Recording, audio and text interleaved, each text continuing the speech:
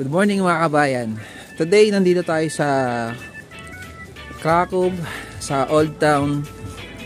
Sasamahan natin yung mga kasama natin sa trabaho na maghulog ng pera.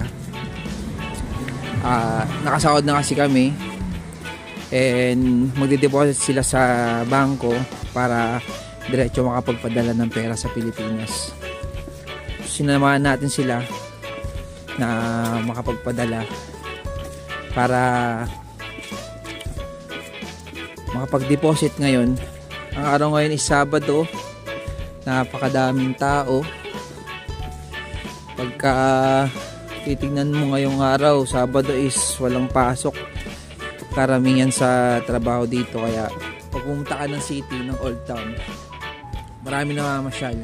Then also, ang Krakow ay kilala sa isa sa mga tourist spot dito na maraming ibang lahi na dumadayo dito para makapagpamasyal. And ngayon din winter time na, kaya may mga snow na. Medyo maganda na sa Old Town ngayon kasi kumbaga nagsi-season yung winter season, and then maraming pumupunta, nagbabakasyon. Isa nga pala, shoutout dun sa mga kasama ko dati sa trabaho ko dyan. Sila Lodi Anthony Yongson, diba? Saka yung mga bro kapatid,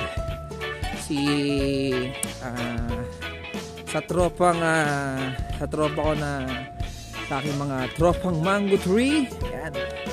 Magandang umaga sa inyo at shoutout po.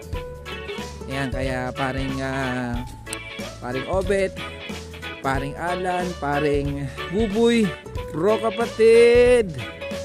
Okay?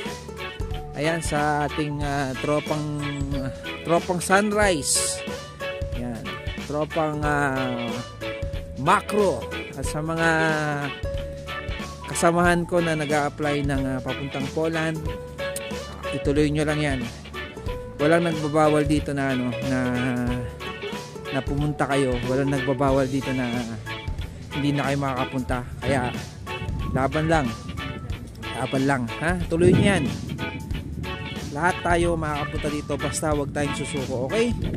Good luck, and God bless po, God bless. Dadaan muna kami sa simbahan para pasalamat.